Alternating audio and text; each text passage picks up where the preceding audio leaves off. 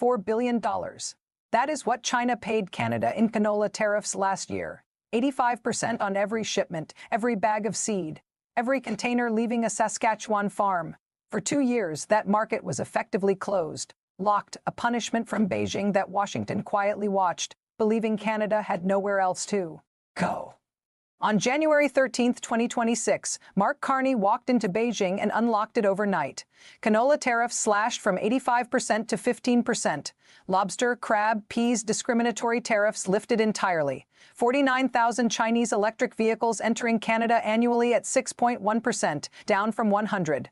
A bilateral trade target increase of 50% by 2030, and a full strategic partnership with the world's second-largest economy, signed at Zhongnanhai in the presence of President Xi Jinping himself, the first Canadian Prime Minister to visit China since 2017, the first deal of this scale in nearly a decade. And it was done before Washington even understood what was happening. What you are about to see is not just a trade deal. It is a restructuring, a permanent rewiring of Canada's economic architecture, a move that Trump himself praised on January 16th and then threatened to punish with 100% tariffs 8 days later. The contradiction tells you everything about who was in control of this situation, and it was not Washington. If you want to understand every move in this story before July arrives, subscribe right now and turn on notifications, because the Beijing deal is the first piece of a mosaic that only becomes visible when you see it complete. To understand why January 13th was so consequential, you need to understand what Canada looked like before it.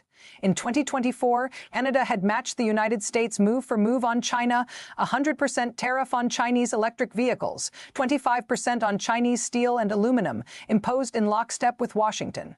As Canada had done for decades, aligning its trade posture with its southern neighbor as a matter of instinct and political habit, Beijing responded: 85% tariffs on Canadian canola seed, punitive duties on lobster, pork, seafood, billions in Canadian agricultural exports suddenly cut off from one of the world's largest consumer markets. Saskatchewan farmers were selling into a wall.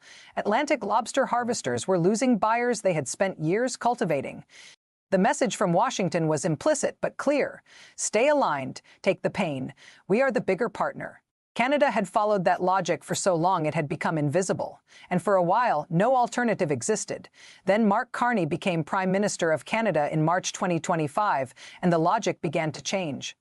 Carney spent his career understanding leverage as Governor of the Bank of Canada during the 2008 financial crisis, as Governor of the Bank of England during Brexit.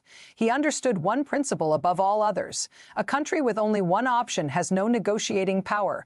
A country with multiple options can set terms. The entire 10 months between March 2025 and January 2026 was spent building options, quietly, methodically, in ways Washington either dismissed or failed to notice entirely. January 13, 2026, Beijing. Carney sat across from Xi Jinping and Li Qiang in a meeting that had been months in the making through back channels, trade missions, and preliminary discussions that never broke into public view. The terms were specific, detailed, and immediately effective. China would lower canola tariffs to 15% by March 1st.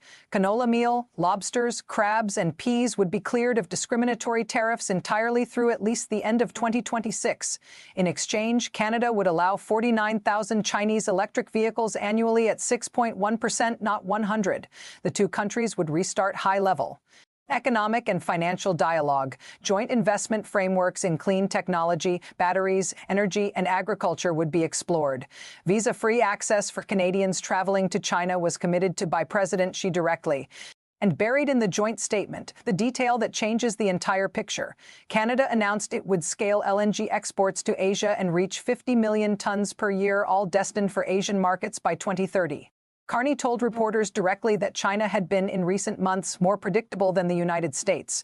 The party that issued the tariffs, the party that threatened annexation, the party that called him governor, more predictable than that. 7 words that landed in every foreign ministry on earth like a stone dropped in still water. Subscribe now, turn on notifications, because what happened the moment Washington understood the full scope of that statement is the move that reveals everything. January 16, 2026. 3 days after the Beijing signing, a reporter asked Donald Trump at the White House whether he was worried about the growing closeness Between Canada and China, Trump's answer was unambiguous. That's what he should be doing. It's a good thing for him to sign a trade deal. If you can get a deal with China, you should do that. Trump said it on record, on camera. No conditions, full endorsement. 8 days later, January 24, 2026, everything changed. Trump posted on Truth Social, "If Canada makes a deal with China, it will immediately be hit with a 100% tariff against all Canadian goods and products coming into the USA." He called Carney Governor Carney. He said China was going to use Canada as a drop-off port for goods entering the United States. He said China would eat Canada alive, completely devour it, including the destruction of their businesses, social fabric, and general way of life. And in the same week, he posted an altered image of the United States map on social media, one that included Canada, Greenland, Venezuela, and Cuba as American territory. The reversal took 8 days.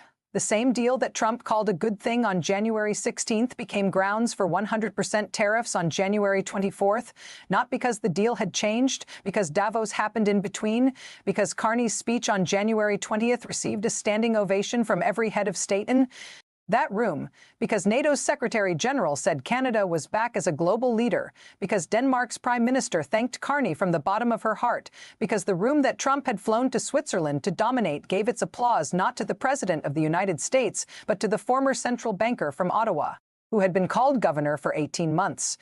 The 100% tariff threat was not a trade calculation. It was a reaction, and Carney understood the difference. His response was measured, immediate, and devastating in its simplicity. Canada had no intention of pursuing a free trade deal with China. The Beijing agreement was about rectifying tariff issues that had developed. In recent years, it was entirely consistent with CUSMA, and then, without raising his voice, Carney repeated the line he had delivered in Quebec City 2 days after Davos. Canada doesn't live because of the United States. Canada thrives because we are Canadian. Carney said both things in the same breath. He respected CUSMA. He did not need America's permission. Both statements were true simultaneously. That is the architecture of leverage. Now look at what the Beijing deal actually built, because the strategic consequences extend far beyond canola and electric vehicles. Before January 13th, Canada's non-US export share was at a 40-year low. The economy was structured around a single customer, 75% of exports going south, one direction, one buyer. That concentration was Washington's primary source of power in every conversation. You need us more than we need you. The mathematics backed it up. After January 13th, the mathematics began to shift in real time. The $4 billion canola market reopened. Saskatchewan farmers who had been selling into a wall suddenly had buyers again. Atlantic seafood harvesters had Chinese contracts returning. The Beijing deal did not eliminate Canada's dependence on the United States overnight. It did something more consequential. It demonstrated that alternatives existed, were signed, were functioning, and were growing. The threat of losing us market access lost leverage the moment a functioning alternative appeared on the other side. March 1, 2026. China executed its commitments. Canola tariffs dropped to 15% as agreed. The discriminatory duties on lobster, crab, and peas were lifted. The agreement held. Beijing delivered on schedule. At the same moment, Washington's primary tariff weapon IEEPA was struck down by the U.S. Supreme Court. 6-3. Chief Justice Roberts, joined by Gorsuch and Barrett, 2 of Trump's own appointees, ruled that the power to tax belongs to Congress. The emergency tariffs declared illegal. A $166 billion refund liability beginning to mount. The weapon that had backed every threat against Canada since 2025, gone, struck down by the country's own highest court, and Canada walked into that moment carrying a signed and executed agreement with the world's second-largest economy. The Beijing deal also carried a consequence no trade document explicitly stated, but every energy analyst understood immediately. When Carney told reporters in Beijing that Canada would scale LNG exports to 50 million tons per year for Asian markets by 2030, he was not describing an aspiration. Trans Mountain was already running at triple capacity, 890,000 barrels per day. LNG Canada in Kitimat had shipped its first Pacific cargo in June 2025. Woodfibre LNG near Squamish was 60% complete. Cedar LNG, the world's first indigenous majority-owned LNG project, was targeting 2028. The infrastructure was not a future. plan. It was under construction, and China's energy ministry understood what that meant. Every barrel that reaches Westridge Marine Terminal in Vancouver is a barrel that does not need to flow south. The energy corridor to Asia was not a threat Carney made at the table.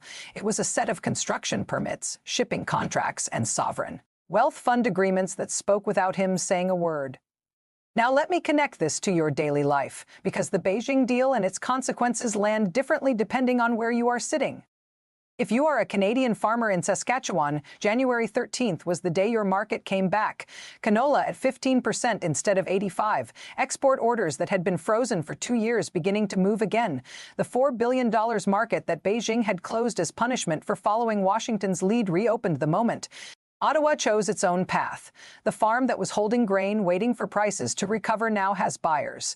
The deal that Washington called a betrayal is the deal that put food on the table.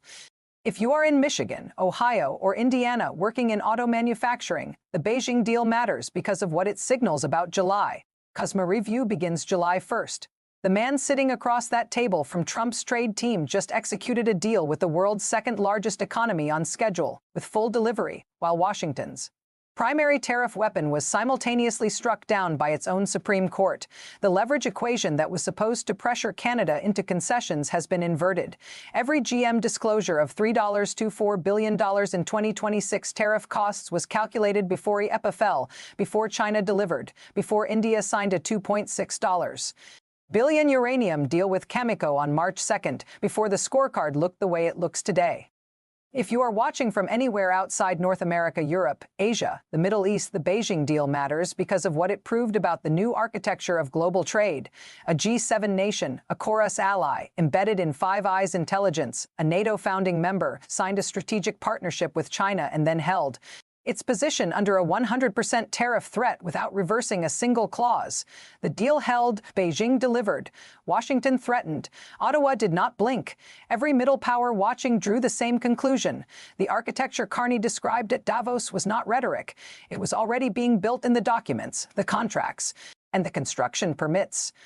Let me put the board on the table, one side and the other.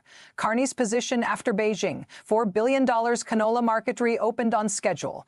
Lobster, crab, peas cleared of discriminatory tariffs. 49,000 electron volts quota operational. China strategic partnership signed and functioning. LNG Pacific corridor under construction. Mountain running at triple capacity. India deal signed March 2nd for $2.6 billion in uranium supply. Supreme Court ruling received February 20th invalidating IEEPA. NATO 2% target confirmed March 26th. 12 trade and security agreements across 4 continents. CUSMA review approaching with options on every side of the table. Trump's position after the 100% tariff threat, 8 days after praising the same deal, threatening to punish it. IEEPA struck down. Section 122 expiring July 24th. Section 301 investigations months from producing usable results. House voted to repeal Canada tariffs, $166 billion. Refund liability mounting daily. Iran war consuming $1 to $2 billion per day. Allies absent from Hormuz. Board of Peace launched without Canada. Truth Social post claiming China had completely taken over Canada, a country that is simultaneously the top export destination for 36 American states. One side built options before it needed them. The other side ran out of options before it understood they were gone. Carney did not lose Canada to China. He did something far more precise. He made Canada impossible to corner, and a country that cannot be cornered cannot be forced. The deal was not a betrayal of the American relationship. It was the end of the assumption that the American relationship could operate without consequences for Washington. Here is the question I want you to answer in the comments. I read every single one, and this one has more than one defensible answer. Trump praised the Beijing deal on January 16th and threatened to destroy Canada over it on January 24th. 8 days. The deal did not change. What changed was Davos. So here is the question. If Carney had never given the Davos speech, does the Beijing deal become the quiet strategic move it was designed to be? Or was the standing ovation always part of the plan? Because the answer tells you whether Carney was playing chess or whether he was playing something more complex than that. Subscribe, turn on notifications. The mosaic is almost complete, and July is 8 weeks away.